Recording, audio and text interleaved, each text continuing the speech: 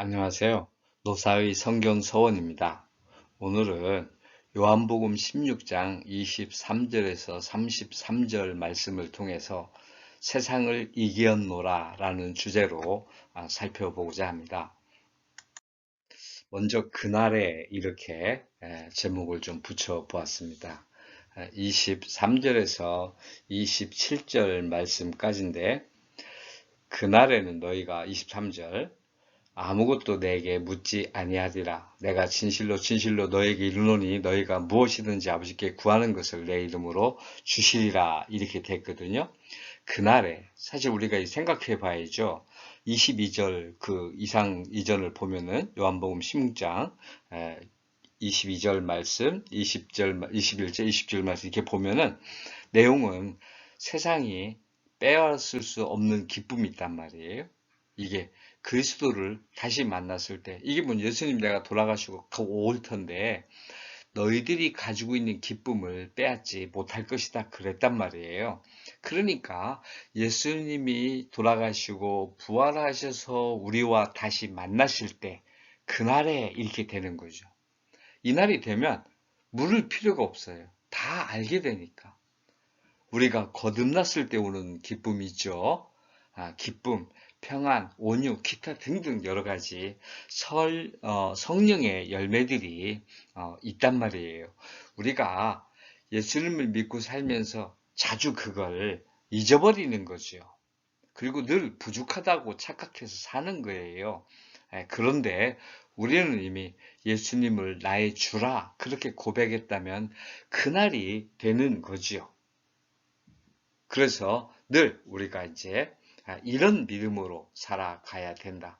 분명히 우리는 그날에는 즐거움과 평안, 그리스도를 만난 날이 있어야 하는 것이고, 마지막에 예수님께서 내가 아버지께로 간다. 28절을 보면 내가 아버지에게서 나와 세상에 왔고 다시 세상을 떠나 아버지께로 가노라 하시니 이렇게거든요. 우리도 마지막 날에 아버지께로 가노라 이렇게 돼야 되겠죠.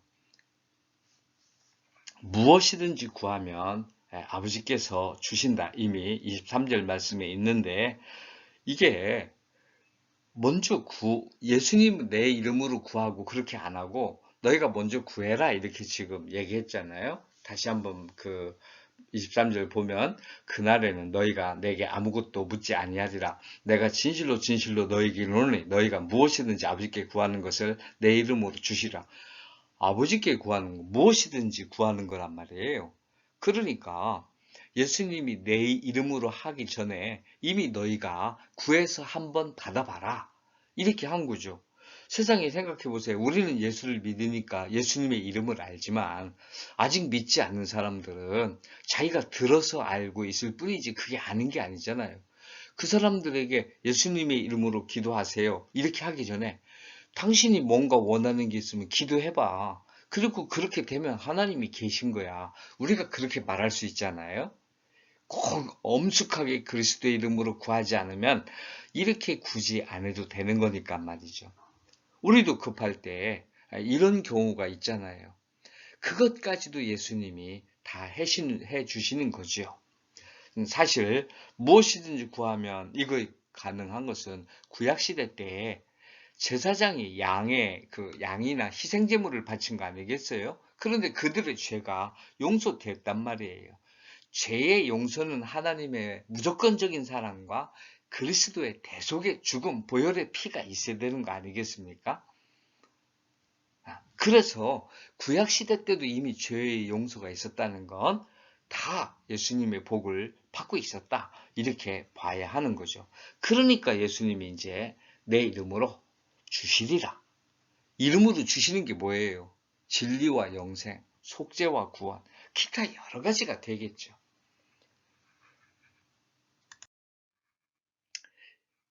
이제 내 이름으로 구하라. 24절 말씀입니다. 지금까지는 너희가 내 이름으로 아무것도 구하지 아니하였으나 구하라.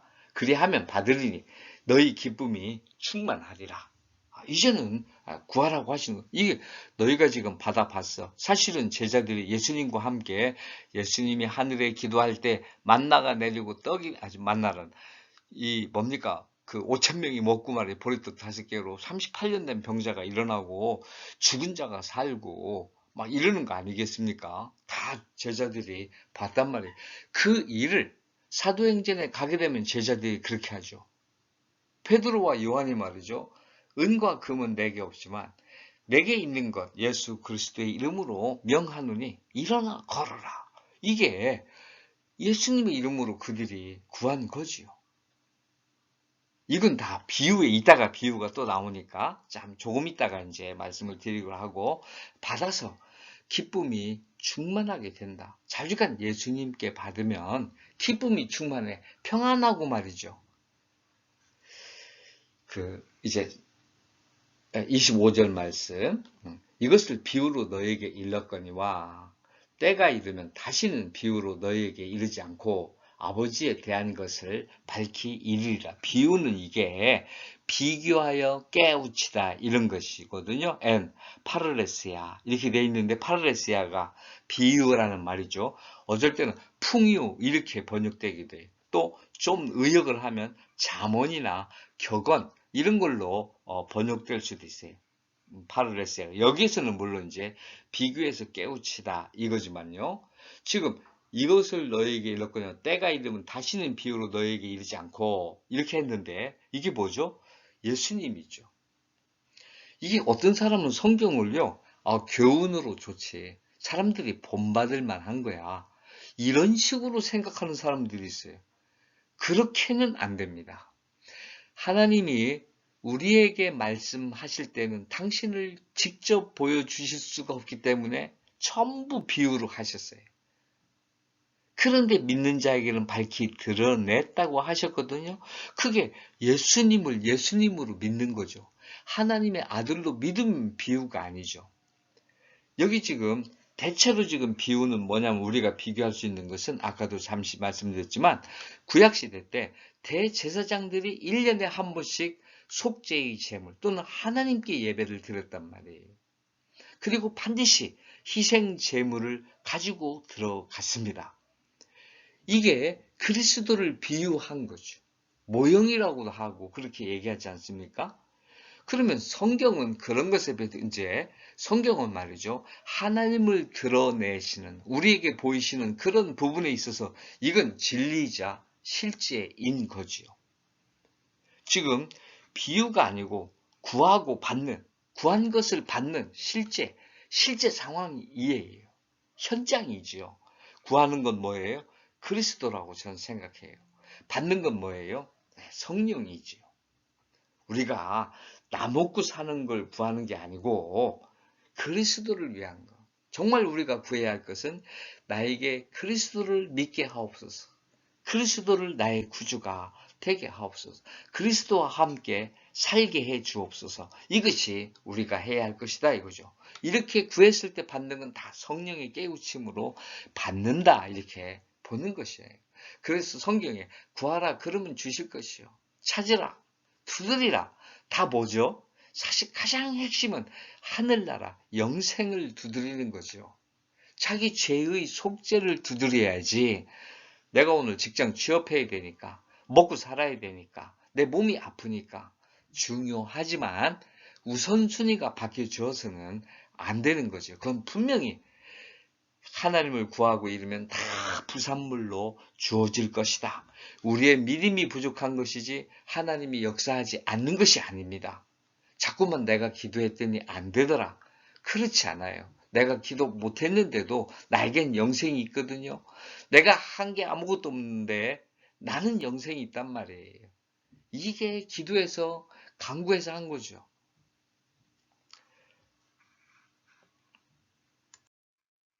그날에 내 이름으로 구하라. 이렇게 얘기했어요. 26절 말씀 그날에 너희가 내 이름으로 구할 것이요. 내가 너희를 위하여 아버지께 구하겠다 하는 말이 아니니 기쁨이 충만하고요. 그리스도를 만난 날입니다. 정말로 그리스도를 섬기는 자가 그리스도의 이름으로 구해야지 그렇지 않으면 못 오기잖아요. 그렇죠? 물론 우리가 하나님이 만족할 만큼 그렇게 할 수가 없어요. 예수님이 다 순종하신 그 덕에 그리스도의 의로 우리가 칭함을 얻는 거니까. 그럼에도 불구하고 우리는 정말 우리 마음을 정결하게 하고 깨끗하게 하면서 그리스도의 이름을 불러야 한다. 이게 하나님이 그들의 기도를, 제자들의 기도를 들어주신다는 것을 분명히 해준 거죠. 예수님이 부활하시고 승천하신 다음에 눈으로 다 보고 나서 제자들이 지금 이렇게 이제 너희가 하나님을 너희가 날 사랑하지 않냐? 하나님이 너희를 사랑해. 그러니까 구해. 이렇게 된 거 아니겠어요? 이게 얼마나 사실적으로 들어왔겠냐고요. 지금 우리가 이렇게 기도할 수 있는 게 뭐죠? 예수님이 다 이렇게 하라고 가르쳐 줬으니까. 그래서 정말로 하나님이 나를 사랑하시니까, 내가 그리스도를 사랑하고 하나님을 사랑하니까 이 기도는 들어주신다. 이런 마음으로 하시면 된단 말이에요. 정말로 그 일전에도 제가 이제 어떤 일이 있어서 갑자기 이제 현금이 좀 필요했는데, 그런데 나중에 어떻게 조달을 했는데 보니까 이미 제 통장에는 돈이 들어와 있었더라고요. 그걸 모르고 막 갑자기 하느라고 그렇게 했던 거예요. 제가 많이 깨달았어요. 저는 뭐 그 통장 이런 거 이런 거 잘 정리하고 이러는 거 관심이 없어가지고 그랬는데, 나중에 헐레벌떡 해결하고 나니까 이미 하나님은 그거 감당할 수 있는 돈을 미리 주셨더라고요. 이렇게 그날에 내 이름으로 구하라.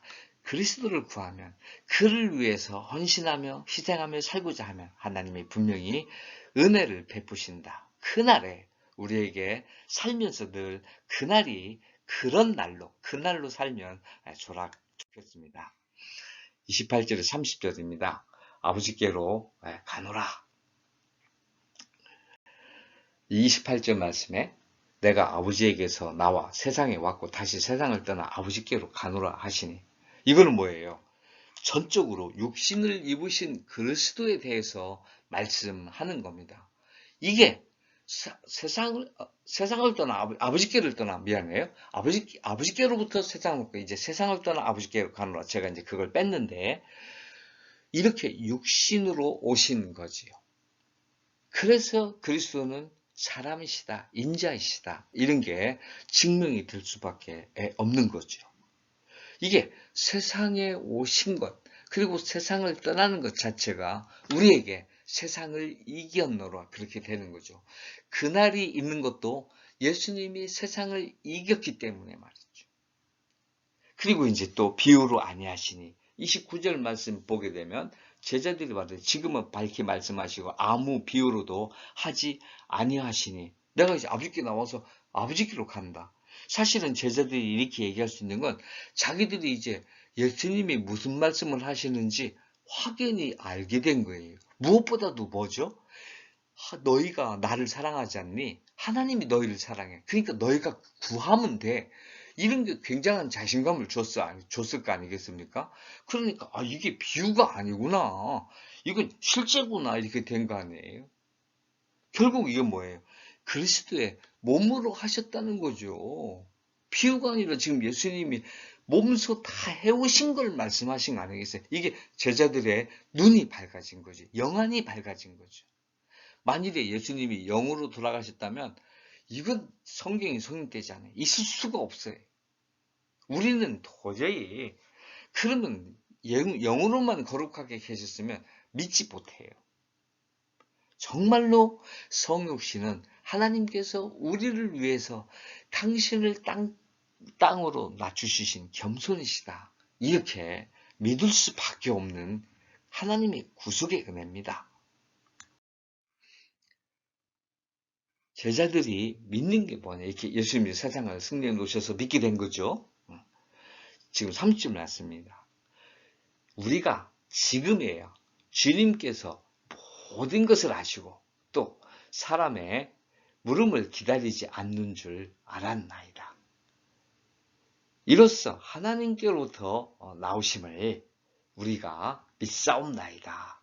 이렇게 얘기를 했어요. 이게 이제야, 이거 헬라어로는 닌 이렇게 오이다멘, 우리가 알았습니다, 이렇게 돼 있거든요. 이제야 알았습니다. 이제 안 거예요. 우리 이런 고백이 있어야 돼요. 참 한참 동안 내 일이 참 답답하고 어려웠는데 아니 이게 하나님이 다 하신 거란 말이에요. 제가 이렇게 신학을 공부하고 뭐 교육학을 공부하고 동양 고전을 공부하고 여러 가지 공부를 하면서 다 지내다 보니까 그때는 몰라가지고 죽을 맛이었는데 이제는 왜 이렇게 해왔었는지를 알겠어요. 그런데 아직도 여전히 어리석어서 무슨 일을 당하면 몰라요.